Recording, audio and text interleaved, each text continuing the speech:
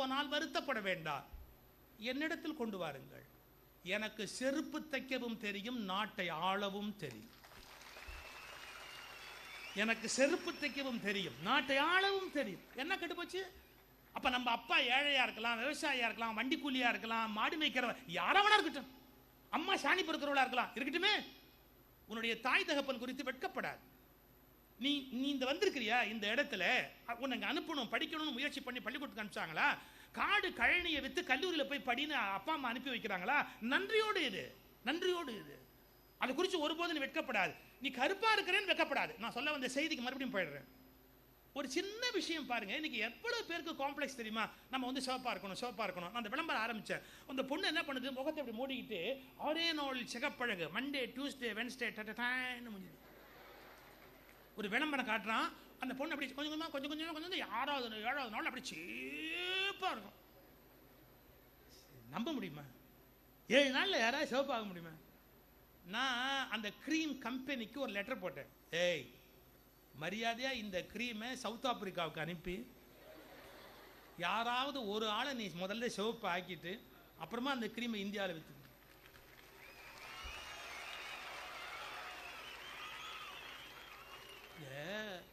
ஆம்பளை பசங்களுக்கு என்ன நினைப்பு, இது ஏதோ பொம்பளை பிள்ளைங்க சமாச்சாரம். ஐயா கிண்டல் பண்றார். தம்பி, இப்ப சூர்யா கூட ஒரு கிரீம் விளம்பரத்தில் வர்றான்டா.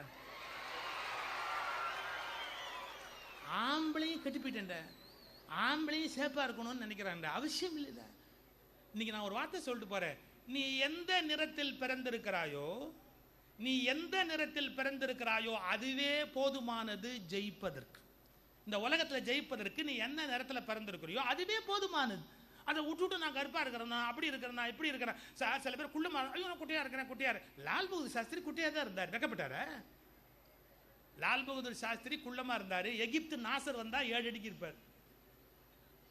அப்போ ஒருத்தன் கேட்டான், பத்திரிகைக்காரன், எங்க இந்த மாதிரி நாசர் மாதிரி தலைவர்களை நீங்க சந்திக்கிற போது நாம குள்ளமா இருக்கிறோம்னு வெக்கப்பட்டது இல்லைங்களா அப்படின்னா, லால் பகதூர் சாஸ்திரி என்ன சொன்னார் தெரியுமா? இல்லையே, எவ்வளவு பெரிய ஆளா இருந்தாலும் என்கிட்ட குனிஞ்சுதான் பேசணும்.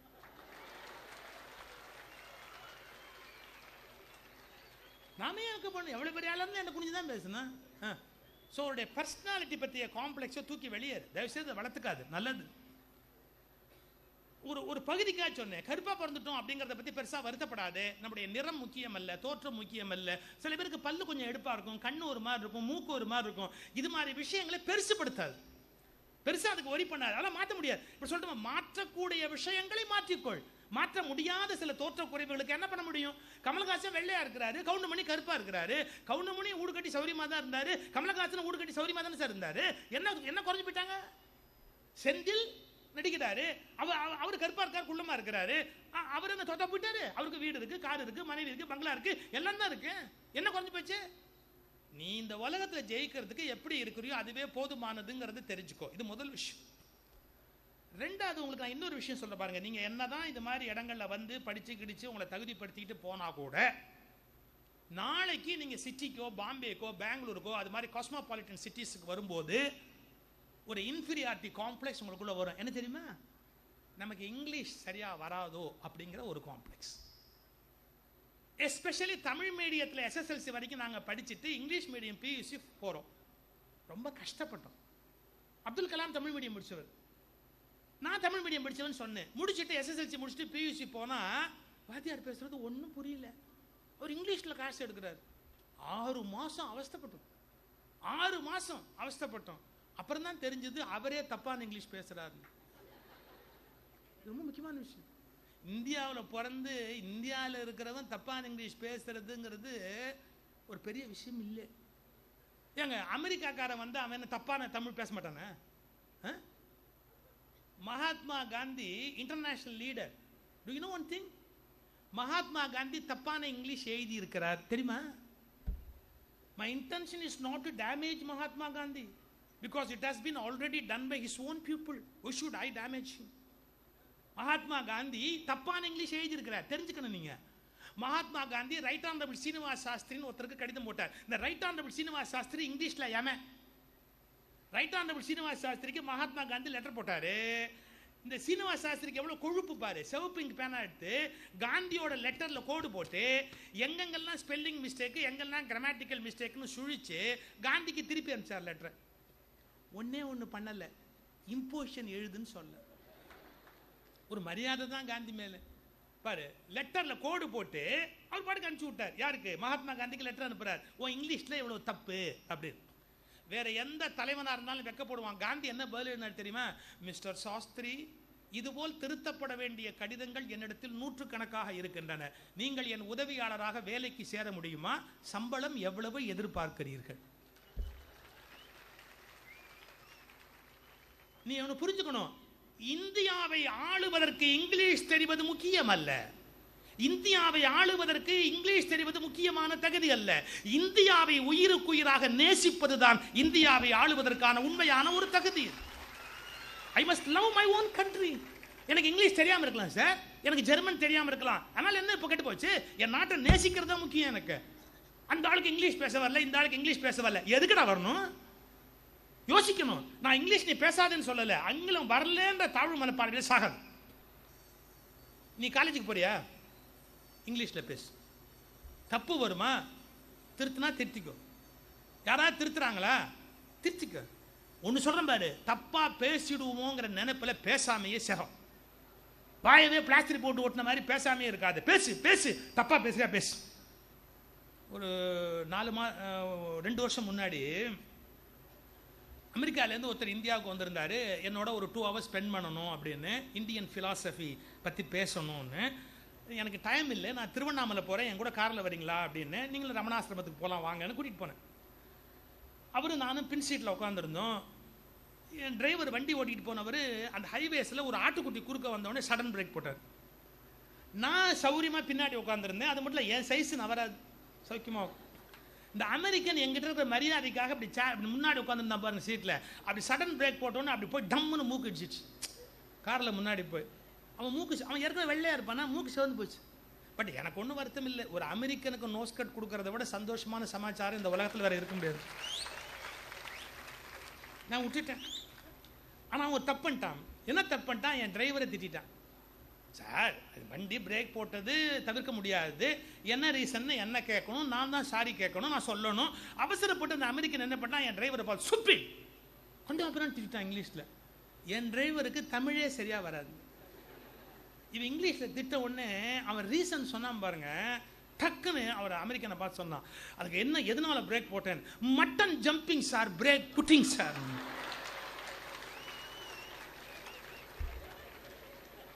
மட்டன் அவனுக்கு ஆடுனா mutton, mutton jumping sir, break putting sir. நான் உடனே பாக்கெட்லேருந்து 500 ரூபாய் எடுத்தேன். அப்போ அது செல்லும். பிராக்கெட்லேருந்து ஒரு 500 ரூபாய் எடுத்து என் டிரைவருக்கு வச்சு அவங்க எதுக்கு சார் அப்படின்னா, இந்த பழா போனவனுக்கு பதில் சொல்ல வேண்டிய வேலையெல்லாம் எனக்கு இல்லாதபடி நீயே பதில் சொன்ன பத்தியா, அதுக்கு 250 ரூபா. அதை விட ஒரு இங்கிலீஷ்காரன்ட்டியே இங்கிலீஷ் பேசின பத்தியா, இங்கிலீஷ்காரன்ட்டியே இங்கிலீஷ் பேச உன் தைரியத்தை பாராட்டு. கண்ணுங்களா, நானே அமெரிக்கன் விசாவுக்கு போனேன். அமெரிக்கன் விசாவுக்கு போகும்போது அவன் பேசுகிற இங்கிலீஷ் ஒரு எழுவும் புரியல. நான் இங்கிலீஷ் படிச்சிருக்கிறேன், நல்லா தான் படிச்சிருக்கிறேன், நான் பிஏ. அவன் பேசுகிற இங்கிலீஷ் புரியல, காத்து விடுறான். அவன் சொன்னான், நான் பேசுறது உனக்கு புரியல. அது அறிவு கெட்டவன், நான் தமிழ் பேசினா உனக்கு புரியுமா? நீ இங்கிலீஷ் உன் ஆக்சென்ட்ல பேசுவ, நீ இங்கிலீஷாக பேசுவ, நீ எழுதி காட்டினா எனக்கு புரியும். நான் படிச்சிருக்கிற இங்கிலீஷ், நீ உன் ஆக்சென்ட்ல பேசுற, அதனால மரியாதையா பேசு அப்படின்னு. அவன் ஆஃப் ஆயிட்டான். எதுக்கு சொல்ல வர? அவன் இங்கிலீஷ், அவன் ஆக்சென்ட் எனக்கு எப்படி புரியும்? புரியாது இல்ல. ஒன்னு சொல்லி கொடுத்துட்டு போற உங்களுக்கு. வாழ்க்கையில் எப்போதும் நீ சரியாக இருக்கிற போது பயப்படாதே. சரியா இருக்கிறவன் பயப்பட வேண்டிய அவசியம் கிடையாது. சரியா இருக்கிறவன் ஏன் பயப்படணும்? அவனை பார்த்து பயப்படுறது, இவனை பார்த்து பயப்படுறது, அவனை பார்த்து கூசுறது. கூச்சப்படாத, வெக்கப்படாத, தயங்காத, தைரியமா பி போல்டு. அதான் விவேகானந்தர் சொல்றாரு, வீரம் இல்லாதவன் ஒவ்வொரு வினாடியும் சாகுறான். வீரம் இல்லாம எப்படி இந்த உலகத்தில் வாழ முடியும்? B bolt. நீ ஆங்கிலம் பேசு, தப்பா இருந்தா திருத்திக்க, தப்ப திருத்தினா திருத்திக்க. ஆனா ஆங்கிலம் தப்பா பேசணும் பயத்துல பேசாம இருக்காது, பேசு. வாழ்க்கையில நிறைய கத்துக்கோ, நிறைய மொழி கத்துக்கோ. அதை விட ரொம்ப முக்கியம், இப்போ உங்களுக்கு இங்க பாடத்துல பரீட்சையில பாஸ் பண்ணணுங்கிற மோட்டிவேட் பண்றதுக்கு வச்சிருக்காங்க. நான் இதை தாண்டி உங்க லைஃபுக்கு வேணுங்க சொல்லிட்டு போறேன். நல்ல விளையாடு, கிரவுண்டை யூஸ் பண்ணு. நீ நல்லா ஓடி ஆடி உடம்புல வேர்வை பூத்து போக முடியா கிரவுண்ட்ல விளையாடு. பெற்றவங்களுக்கு ஒன்று சொல்றேன், பிள்ளைங்களை விளையாட விடுங்க. நீங்க நல்லா விளையாடி உடம்புல வேர்வை வந்தா நோய் இருக்காது, கோபம் இருக்காது, டென்ஷன் இருக்காது, ஆத்திரம் இருக்காது. இந்த சட்டை அப்படியே பூத்து போய் வீட்டுக்கு போகணும். இந்த உடம்புல சட்டை அப்படியே பூத்து வெள்ளையாகி அப்படியே வீட்டுக்கு போகணும். நான் சொன்னா சில பேர் சொல்றான் கிரிக்கெட் மேட்ச் பார்க்கறேன் அப்படின்னா, வார் நீ விளையாட்டு அப்படின்ன உடனே கிரிக்கெட் மேட்ச் பார்க்கறேங்கிறத என் பதில் சொல்லாத. கிரிக்கெட் மேட்ச் பார்த்தா உடம்பு ஏதாவது உருப்பிடுமா? கிரிக்கெட் மேட்ச் பார்க்குற சில பேர் நகத்தை அப்படியே கடிச்சிக்கிட்டே பார்ப்பான். அவன் பால் அடிக்கிறானோ இல்லையோங்கிறதுக்காக அப்படியே. எனக்கு தெரிஞ்ச ஒருத்தன் கிரிக்கெட் மேட்ச் பார்த்தா நின்றுக்கிட்டே பார்ப்பான். ஏன்? நான் உட்காந்தா அவர் தோத்துருவாருங்கிறான். இது என்ன கணக்கோ எனக்கு தெரியல. நான் உட்காந்தா அவர் தோத்துருவாரு அப்படிங்கிறான். கிரிக்கெட் என் வார்த்தையை எழுதி வச்சுக்க. விளையாட்டில் கூட, இந்த வார்த்தை கவனி, விளையாட்டில் கூட பார்வையாளனாக இருக்காதே, பங்கேற்பவனாக இரு. பார்வையாளனாக இருக்காதே, பங்கேற்பவனாக இரு. ஓடு, கிரவுண்ட்ல ஓடு, ஃபுட்பாலா ஆடு, வாலிபாலா ஆடு, கபடியா ஆடு, நீ ஆடு. சும்மா வேடிக்கை பார்க்குற ஆளா நின்றுட்டு இருக்காதே. விளையாட்டில் பார்வையாளனாக இராதே, பங்கேற்பவனாக இரு. இப்ப நான் சொல்றது ஏன் தெரியுமா? நாளை நீ பெரிய அறிவாளியாக வரவில்லை என்றாலும் பெரிய நஷ்டம் இல்லை. என் இந்திய பிள்ளைகள் எதிர்காலத்தில் நோயாளிகளாக இருந்தால் கஷ்டம் என்பதால் நீ விளையாடுவதை நான் அதிகம் ஆதரிக்கிறேன். அந்த ஸ்போர்ட்ஸ் விளையாடு, ஓடு, ஆடு. தோளை வலி உடையதாக்கி உடற்சோர்வும் பிணிபலவும் போக்கி அறிவாளை கொண்டு பிளந்தாலும் கட்டு மாறா உடல் உறுதி வேண்டும். யாரு? பாரதி. தோளை வலி உடையதாக்கி உடற்சோர்வும் பிணிபலவும் போக்கி அறிவாளை கொண்டு பிளந்தாலும் கட்டு மாறா உடல் உறுதி வேண்டும். அப்படி ஒரு உடல் வாக இருக்கணும். அந்த விசை உறும் பந்தினை போல் வேண்டிய படி செல்லும் உடல் கேட்டேன். விசை உறும் பந்தினை போல், பாரதி வார்த்தை. அச்சா பால் எப்படி போகுது? விசை உறும் பந்தினை போல் வேண்டிய படி செல்லும் உடல் கேட்டேன். அப்படி ஒரு உடலை வச்சுக்கோ. நான் ஒன்னும் கிரிக்கெட் மேட்சுக்கு எதிரி இல்லப்பா. கிரிக்கெட்ல இருந்து நான் பேசி ஒரு இந்த வாட்ஸ்அப்ல ஒன்று போயிட்டு இருக்கு பாத்தீங்களா, கிரிக்கெட்டை பத்தி நான் ஒன்று பேசினேன். கிரிக்கெட்ல இருந்து கூட நீ நல்ல விஷயம் கத்துக்கலாம். கிரிக்கெட்ல ஒருத்தர் ஆட வரான் பேட்டை எடுத்து, ஒருத்தன் பந்து போட வரான். இதோட விளையாட்டு முடிய வேண்டியது தானே? ஒருத்தன் ஆட வரான், ஒருத்தன் பந்து போட வரான், ஒண்டிக்கு ஒண்டி. எதான விளையாட்டு? 10 பேர் கிரவுண்ட்ல சுத்தி வரான். எதுக்கு வரான்? இந்த ஆட வந்தவனை ஒழிக்கணும்னு 10 பேர் வந்தான். உங்களுக்கெல்லாம் வாழ்க்கை புரியட்டுமா? இந்த உலகத்தில் ஒருவர் வாழ வேண்டும் என்று புறப்பட்டால் அவனை ஒழிப்பதற்கு 10 பேர் புறப்படுவார்கள். அது இந்த உலகத்தின் இயற்கை. எவ்வளவு பெரிய பிலாசபி நீ கிரிக்கெட்ல கத்துக்கலாம். சரி, ஒருத்தன் ஆட வந்தான், ஒருத்தன் பந்து போட வந்தான், 10 பேர் ஒழிக்க வந்தான். 10,000 பேர் அங்க எதுக்கு வந்தான்? விசில் அடிக்கிறான், ஓன்னு கத்துறான், ஜிங் ஜிங்னு ஒரு தாளா போடுறான், அவுட் அவுட் அவுட்னு கத்துறான். 10,000 பேர் எதுக்கு வந்தான்னா ஒருத்தன் ஒழியறதை வேடிக்கை பார்க்கறதுல 10,000 பேருக்கு சந்தோஷம். இந்த உலகத்துல ஒருத்தன் வாழ வந்தா 10 பேர் ஒழிக்க வருவான். 10,000 பேருக்கு ஒழிக்கிற தைரியமும் கிடையாது. எவனோ எவனோ ஒழிக்கிறத பார்த்து 10,000 பேர் ரசிப்பான். பேடிகளின் உலகம், பேடிகளின் உலகம். 10,000 பேர் ரசிக்கிறதுக்கு வர்றான். அதை விட இவன் ஆட வந்தான், அவன் பந்து போட வந்தான், 10,000 பேர் திடீர்னு ஒரு கத்துறான், அவுட் அவுட் அவுட் அவுட்னு கத்துறான். நிஜமா இந்த பிளேயர் அவுட் இல்லை, கத்துறான். அந்த பிளேயர் அப்படியே வெக்கத்துல தலையை தொங்க போட்டிருக்கிறான். கடைசியா அந்த umpire not out, player not out. இந்த 10,000 பிசாசும் புஷ்னு அடங்கி அப்படியே பிசாசும். நான் அந்த இடத்த பார்த்துட்டு நினைச்சிருக்கேன் பாருங்க. என்ன அவுட்னு கத்துனவன் எத்தனை பேரு? 10,000. நாட் அவுட்னு கொடுத்தவன் எத்தனை? ஒருத்தன். தர்மத்தின் மெல்லிய ஒற்றை குரலுக்கு முன்பாக அதர்மத்தின் எண்ணிக்கையில் கூடிய குரல் அடங்கி போகிற அற்புதத்தை அந்த இடத்துல பார்க்க. சத்தியத்துக்கு எவ்வளவு பெரிய வலிமை இருக்கு, தர்மத்துக்கு எவ்வளவு பெரிய. தர்மம் எப்பவுமே தனியா நிற்கும் சார், கூட அதுக்கு இருக்காது சார், ஒத்தாளா நிற்பான். ஆனாலும் அவனுக்கு இருக்கிற வலிமை எப்பேற்பட்ட வலிமை. இதை விட ரொம்ப முக்கியமான பிலாசபி நீங்க தெரிஞ்சுக்க வேண்டிய விஷயம். இவன் ஆட வந்தான், அவன் பந்து போட வந்தான். எத்தனை பேர் ஒழிக்க வந்தான்? 10. ஒழிக்கிறது வேடிக்கை பார்க்கறதுக்கு 10,000. இப்போ ஒரு வார்த்தை சொல்லட்டுமா? இவனை ஒழிக்கிறதுக்கு அவனும் தேவையில்லை, இந்த 10 பேரும் தேவையில்லை. யார் ஒழிப்பா தெரியுமா? இவனோட கூட ஆட வந்தான் பாருங்க, அவன் ஒழிச்சிருவான். கிரிக்கெட் தெரியுமில்ல என்ன? சரியான நேரம் இல்லாத போது அவன் ஓடியாந்துட்டு இவன் வந்துட்டானேன்னு இவனும் ஓடின உடனே டபக்குன்னு திரும்பி போய் அவன் நின்றுக்குவான், இவன் அவுட் ஆயிடுவான். இப்போ உங்களுக்கு வாழ்க்கையை பற்றி ஒரு பிலாசபி சொல்லட்டுமா? எப்போதும் நம்மை எதிரிகள் தான் வீழ்த்த வேண்டும் என்பதில்லை, பல சமயத்தில் நம்மவர்களே நம்மை வீழ்த்தி விடுவார்கள் என்பது வாழ்வில் இருக்கிற மிகப்பெரிய கொடுமை. நான் இப்போ இன்னொன்று கற்றுக் கொடுத்துட்டு போறேன். இந்த 6 அடிச்சு 4 அடிச்சு செஞ்சுரி போட்டான் பாருங்க ஒரு பிளேயரு. இவன் செஞ்சுரி போடணும்னா அவன் பால் போட்டான். நீ செஞ்சுரி அடிச்சுக்கோ, நீ செஞ்சுரி அடிச்சுக்கோ, நான் பால் போட்டான். அவன் போட்ட ஒவ்வொரு பாலும் என்ன, டேய் உன்னை ஒழிக்கிறேன் பாருடா, டேய் உன்னை ஒழிக்கிறேன் பாருடா, உன்னை அவுட் ஆக்கணும் பாருங்க. ஒழிக்கணும் நம்ம போட்ட பாலை பயன்படுத்தி தான் இவன் செஞ்சுரியை அடிக்க முடிஞ்சது.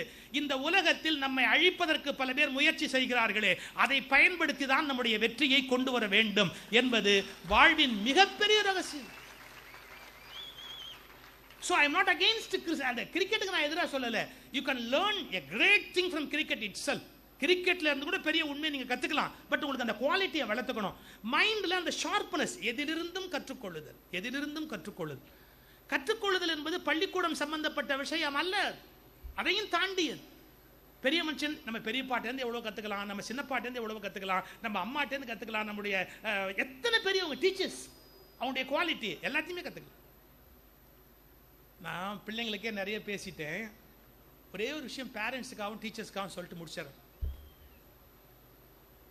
நம்ம பெரியவங்களுக்கு, இங்கே வயசில் பெரியவங்க யார் வந்திருந்தாலும், நம்ம பெரியவங்களுக்கு ஒரு நேர்மை வேணும். என்ன தெரியுங்களா, நம்ம பிள்ளைங்க ஏதாவது கேட்கும்போது நமக்கு தெரியலன்னு சொல்லணும். எனக்கு தெரிஞ்ச பல பேர் பிள்ளைங்க கிட்ட தெரியலன்னு சொல்ல மாட்டாங்க, தெரிஞ்ச மாதிரியே நடிப்பாங்க. அது பாவத்தில் பெரிய பாவம். நான் என்னுடைய கேள்வி பதிலாக ஒன்று எழுதியிருக்கிறேன். உலகத்தில் மோசமான பாவி யார் என்கிட்ட கேட்ட கேள்வி, சக்தி விகடன் பத்திரிகையில். உலகத்தில் மோசமான பாவி யார்? பொய்யான குரு. தெரியாத போதே தெரிஞ்ச மாதிரி ஒருத்தன் குரு வேஷம் போட்டானா அவனை விட பாவி இந்த உலகத்தில் கிடையவே கிடையாது. நமக்கு எது தெரியலன்னு சொல்லு, அந்த இன்டெகிரிட்டி இருக்கணும். எனக்கு தெரியல, தெரிஞ்சுக்கப்பா. நான் இதை ஏன் சொல்றேன் தெரியுமா? டீச்சர்ஸ் மைண்டில் ஒரு விஷயம் போகணும், அதுக்காகவே சொல்றேன். அவங்களுக்கு நான் எவ்வளவோ சொன்னேன், பிள்ளைங்க ஏற்றுக்கிட்டாங்க. பெரியவங்க நீங்களும் புரிஞ்சுக்கோங்க. நான் 9th ஸ்டாண்டர்ட் படிக்கும்போது எங்கள் வாத்தியார் கிளாஸில் ஒரு பாடம் சொல்லிக்கிட்டு இருந்தார். ஒரு புராண கதை சொல்லிக்கிட்டு இருந்தார். இரண்யாட்சகன்னு ஒரு அசுரன்டா. அந்த அசுரன் பூமியவே பாயா சுருட்டினான்டா, அப்படி ஒரு கதை சொல்லிட்டு இருந்தார். என் பக்கத்தில் உட்காந்துருந்த பையன் திராவிடர் கழகம், அவங்க அப்பா சிந்திக்கிற குடும்பம். அவன் என்ன ஒரு குத்துனான். ஏய், உலகத்தையே பாயா சுருட்டினப்போ இரண்யாட்சகன் எங்க நின்று சுருட்டிருப்பான்டா? இப்போ இந்த டேபிள் கிளாத்தை சுருட்டினா இங்கே நின்று சுருட்டாம, இந்த டீப்பாயில் போட்டிருக்க இங்கே நின்று சுருட்டலாம்.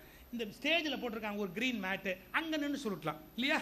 இங்கே ஒரு க்ரீன் மேட் போட்டிருக்காங்க, அங்கே நின்று சுருட்டலாம். அது மாதிரி உலகத்தையே பாயா சுருட்டுறப்போ எங்கே நின்று சுருட்டினான்னு எனக்கு எப்படி தெரியும்?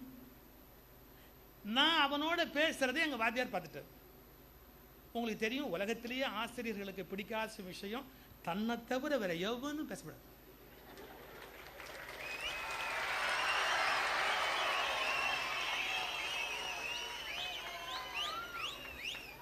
எங்க வாத்தியார் என்ன புடிச்சிட்டார். எந்திரி, அங்க என்ன பேச்சு, என்னடா அரட்ட? நான் ரொம்ப பம்மிடுவேன் கரெக்டா. சார், அவன் ஒரு டவுட் கேட்டான் சார். நான் சொன்னேன், எனக்கு தெரியாதுடா, சாரை கேளு, சாருக்கு தான் எல்லாம் தெரியும், சார் தான் அறிவாளி, அவருக்கு எல்லாம் தெரியும், சாரை கேளு அப்படின்னு இப்பதான் சார் அவன்கிட்ட சொன்னேன் சார் அப்படின்னு. அவருக்கு ரொம்ப சந்தோஷம். அப்படியே உட்காரு கேள்ல அவருக்கு தெரியாது எவ்வளவு பெரிய ஆபத்து காத்து இருக்குதுன்னு அவருக்கு தெரியாது. கேள்ல அவன் குஷி ஆயிட்டான். சார் இதை சுருட்டலாம், எங்கே சுருட்டலாம், அதை சுருட்டலாம், அங்கே சுருட்டலாம், இரண்யாட்சன் வளர்த்து சுட்டப்போ எங்கே சுருட்டலாம் சார் அப்படின்னு. எங்க வாத்தியார் சுருண்டுட்டார். ஏன்னா இப்படி ஒரு கொஸ்டின் வரும்னு அவர் எதிர்பார்க்கல. அவர் அப்படியே சுருண்டுட்டார். அப்படியே அவனை பார்த்தார். சார், இந்த கேள்விக்கு அவருக்கு பதில் தெரியல. அவர் என்ன சார் பண்ணணும்? டேய் தம்பி, தெரியலண்ணா, உன் question very sharp, it's a beautiful question. நான் யார்ட்டையாவது கேட்டுட்டு உனக்கு அப்புறம் சொல்கிறேன். நான் இப்போ சொல்லட்டுமா? ஆசிரியர் அங்கே என்ன தெரியுமா எஜுகேட் பண்ணணும்?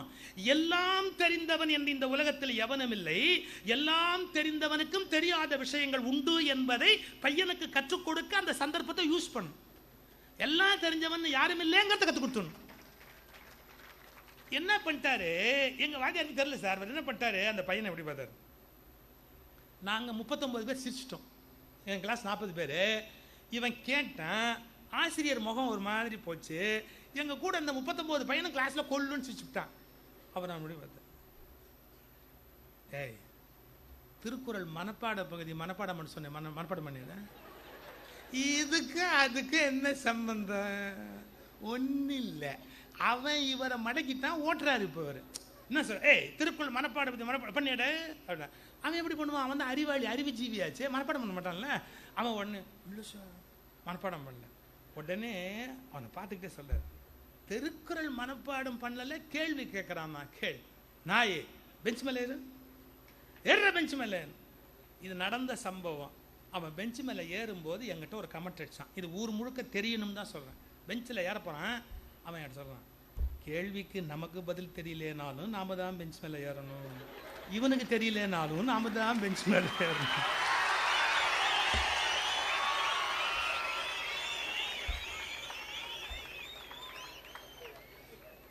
இது எவ்வளவு டேமேஜிங்கான கமெண்ட். நான் ஏன் இன்னைக்கு அதை பப்ளிக்கா சொன்னேன் தெரியுங்களா? நம்மை போன்ற வழிகாட்டிகள், உலகத்தில் மாணவர் உலகத்துக்கு வழிகாட்டுகிற வழிகாட்டிகள் நேர்மையாக இருந்தால் அன்றி ஒரு சமூகம் உருப்பட முடியாது. பெற்றோர்களுக்கு அன்பும் அக்கறையும் அவசியம், ஆசிரியர்களுக்கு ஒழுக்கம் அவசியம். இந்த உலகம் உருப்பட வேண்டும் என்று சொன்னால் பெற்றோர்களுக்கு அன்பும் அக்கறையும் அவசியம், ஆசிரியர்களுக்கு ஒழுக்கம் அவசியம். இன்றைக்கு நாட்டின் போக்கில் ஒழுக்கமற்ற ஆசிரியர்களும் உருவாகி வருவதை மாற்றுவதற்கு ஆசிரியர்கள் அதிக அக்கறை எடுத்துக்கொள்ள வேண்டும் என்பதையும் இந்த நேரத்தில் நான் நினைவூட்ட கடமைப்பட்டிருக்கிறேன். எவ்வளவு பேர் நம்ம ரோல் மாடல் சார், நம்மளை பார்த்தா எல்லாமே கத்துக்கிறான். ஒரு சிகரெட் பிடிக்கிற ஆசிரியர் மாணவனுக்கு சிகரெட் பிடிப்பது தவறு என்பதை கற்றுக் கொடுக்க முடியுமா? ஒரு ஒழுக்கம் இல்லாத ஆசிரியர் இந்த மாணவனுக்கு ஒழுக்கத்தை போதித்து விட முடியுமா? நான் எப்படி இருக்கிறேனோ அதைத்தான் பார்த்து பிள்ளைகள் பின்னால் செய்ய போகிறார்கள். சோ இந்த நாடே உருப்படணும், டோட்டலா மாறணும். ஒரு மிகப்பெரிய கனவு இந்த நாட்டை மாற்றி அமைத்து 2020 வல்லரசாக்க வேண்டும் என்று அப்துல் கலாம் கனவு கண்டார். அந்த கனவை நினைவாற்றுவதற்குரிய சந்தர்ப்பம் இது. அப்ப நீங்க எப்படி வளரணும், இந்த நாட்டை காப்பாற்ற வேண்டியவங்க நாம அப்படிங்கறத புரிஞ்சுக்கணும்.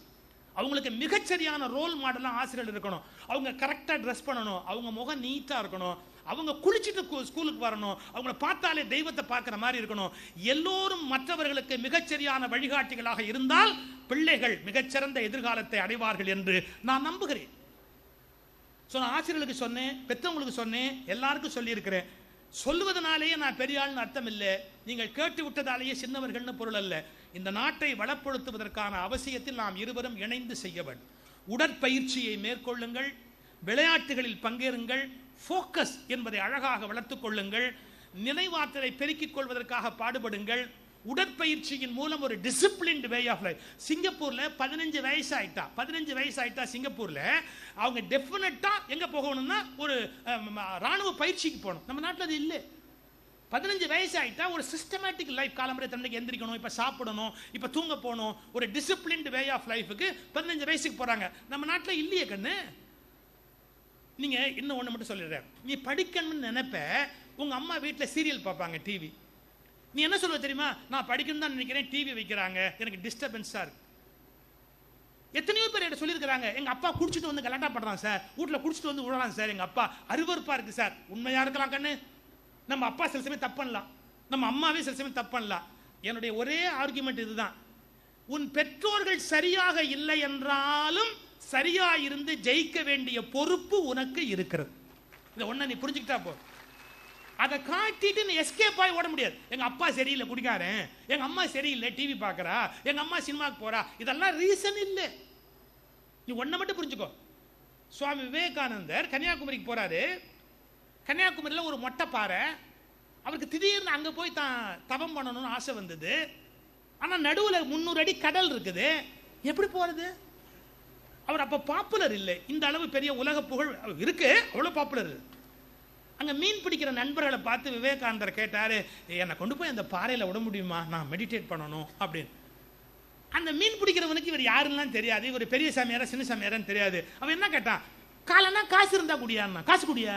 காசு கொடு. விவேகானந்தர்ட்ட காசு கிடையாது. ஏன் விவேகானந்தர்ட்ட காசு கிடையாது? அவர் நிஜமாலுமே சாமியார், காசு கிடையாது. என்கிட்ட காசு இல்லை, காசு கொடுறான்னு பிச்சை எடுக்கிற புத்தியும் அவர்கிட்ட கிடையாது. காசு இருந்தா கூடிய கொண்டு போய் அங்க விடுறேன் போட்ல என்ன. அச்சோ, அந்த கம்பீரமான ஆளு ஒரு பார்வை அவனை அப்படி பார்த்துட்டு, காசு இல்லை என்னை கொண்டு போய் விடலாம் கேட்கவே இல்லை, ஒரு சிரிப்பு சிரிச்சுட்டு பட்டக்குன்னு தண்ணிக்குள்ள விழுந்தார், கடல் தண்ணியில. அவர் பாட்டுக்கு ஸ்விம் பண்ணி அடிச்சுக்கிட்டே போனாரு. கடலை கடந்து நேரம் அப்ப மொட்டைப்பாறையில் போய் உட்காந்து மெடிடேட் பண்ணாரு. என்ன தம்பி அர்த்தம்? கடலை கடந்து போகணும்னா போட் வேணும், போட்ல போகணும்னா காசு வேணும், காசு வேணும்னா நீ மீனவனுக்கு காசு கொடுக்கணும். எதுவுமே இல்லை. விவேகானந்தர் தோத்து போயிட்டாரா? அவருக்கு சமூகம் சாதகமா இருந்ததா? இல்ல, தோத்து போயிட்டாரா? என் வார்த்தை நீ புரிஞ்சுக்கோ. ஒருவேளை உனக்கு தகுதியான பெற்றோர்கள் இல்லாமல் போகலாம், ஒருவேளை உனக்கு தகுதி இல்லாத ஆசிரியர்கள் கூட வாய்க்கலாம். உனக்கு தகுதி இல்லாத பெற்றோர்கள், தகுதி இல்லாத ஆசிரியர்களை வாய்த்தாலும் கூட நீ வெற்றி பெற்று ஜெயிக்க வேண்டும். விவேகானந்தர் தனக்கு சாதகமாக சமூகம் இல்லாத போதும் தன் லட்சியத்தால் ஜெயித்ததை போல, இலக்கை நோக்கி பயணிக்கிற எண்ணம் இருந்ததால் விவேகானந்தர் ஜெயித்ததை போல் நீ ஜெயிப்பதற்கு கடமைப்பட்டவர். So don't give me lame reasons. எங்க அப்பா சரியில்லை, எங்க அம்மா சரியில்லை, நான் படிக்கிற ஸ்கூல் சரியில்லை, அவருக்கு இது வர, அதெல்லாம் அவனை தூக்கிப்போடு. யாரு சரியில்லைனாலும் நீ ஜெயிக்கணும்பா, யாரு சரியில்லைனாலும் நீ ஜெயிக்கணும். வாழ்க்கையில் இன்னைக்கு என் பேச்சை கேட்டிருக்கிறேன் நீ, நான் உனக்காக 1 மணி நேரம் செலவு பண்ணியிருக்கிறேன். என் வாழ்வில் நான் 1 மணி நேரம் ஒதுக்குவது என்பது பெரிய காரியம். நான் உனக்காக உயிரை விட்டு பேசியிருக்கிறேன். நான் இந்த உயிரை மிச்சம் வச்சிருந்தா இன்னும் 2 வருஷம் கூட இருப்பேன். நீ புரிஞ்சுக்கோ, உன் வாழ்க்கையில் நீ ஜெயிக்கணும். எவ்வளவு பெரிய வாய்ப்பை ஏற்படுத்தி கொடுத்துருக்காங்க. என்ன அருமையான ஒரு கல்வி நிறுவனம். அது ஒரு புகழ்பெற்ற பாரம்பரியமான குடும்பம். செட்டிநாடுங்கிறதே ஒரு பெரிய பாரம்பரியம். அவங்களுக்கு இந்தியா முழுக்க தொழிற்சாலை இருக்கு, இந்தியா முழுக்க கல்வி நிறுவனம் இருக்கு, சென்னையில் மிகப்பெரிய மருத்துவக் கல்லூரி இருக்கு, மிகப்பெரிய புகழ்பெற்ற நிறுவனம். செட்டிநாடுங்கிறது ஒரு பெரிய பாரம்பரியம். அதில் இங்கே இருக்கிற பள்ளி பிள்ளைகள் எல்லாம் கூப்பிட்டு விட அருமையான ஒரு ஏற்பாடு பண்ணியிருக்காங்க. நான் எழுதி ஒரு புத்தகம் வந்திருக்குப்பா, படிக்க ஜெயிக்க அப்படின்னு. வாய்ப்பு இருக்கிறவங்க அதை படிங்க. எப்படி படிக்கணும், எப்படி மெமரி இம்ப்ரூவ் பண்ணணும், எப்படி தன்னை டிசிப்ளின்டு ஆக்கிக்கணும் லைஃப்பில், எப்படி மேலே வர முடியும். இங்கிலீஷில் 2 வார்த்தை இருக்குது, ஒபீடியன்ட், டிசிப்ளின். எனக்கு பிடிக்காத கெட்ட வார்த்தை ஒபீடியன்ட், எனக்கு பிடிக்காத கெட்ட வார்த்தை ஒபீடியன்ட், பிடிச்ச வார்த்தை டிசிப்ளின். டிசிப்ளினாக இருக்கணும். இன்னொருத்தருக்கு ஒபீடியண்ட்டாக இருக்கணுங்கிறது அவசியம் இல்லை, பட் டிசிப்ளின்டாக இருக்கணும். இப்போ சொல்லட்டுமா? ஒபீடியன்ஸ் பிறரால் திணிக்கப்படுவது, டிசிப்ளின் என்னால் எனக்கு உருவாக்கப்படுவது. நான் என்ன உருவாக்கணும்? இன்னொருத்தரை மேய்க்கிறதுக்கு நான் ஆடு இல்லை, மாடு இல்லை. உங்க கிளாஸ் டீச்சர் இல்லைன்னா உங்க கிளாஸ்ல சத்தம் வந்தா நீ ஆடுன்னு அர்த்தம். உங்க கிளாஸ் டீச்சர் இல்லை, நீ உட்காந்து படிக்கிற அப்படின்னா நீ மனுஷன் அர்த்தம். பிறரால் மேய்க்கப்படுகிற மிருகங்கள் இல்லை நாம், பிறரால் மேய்க்கப்படுகிற மிருகங்கள் இல்லை நாம். நாம் மனிதர்கள், யாரும் கட்டுப்படுத்தாமலேயே நம்மை கட்டுப்படுத்திக் கொள்ள வேண்டிய கடமை உடையவர். உங்கள் வாழ்வில் நன்மை உண்டாகட்டும், உங்களால் நாடு உருப்படட்டும். நன்றி, வணக்கம். தைரியம் எண்ணற்ற எதிரிகளை கொன்றுவிடும். 7 முறை விழுந்தாலும் 8வது முறை எழு. தவறான பாதையில் வெகு தொலைவில் சென்றாலும் திரும்பி வந்துவிடு. வெற்றியை எதிர்நோக்கும் எண்ணம் இருந்தால் ஒற்றை சிறகிலும் பறக்கலாம். ஜெயிப்பது எப்படி என்று யோசிக்காதே, தோல்விக்குரிய காரணத்தை மட்டும் பார். ஜெயிப்பது நீயாக மட்டுமே இருப்பாய் என்று தேன் தமிழால் எம் மனதில் விதைத்திட்டார்.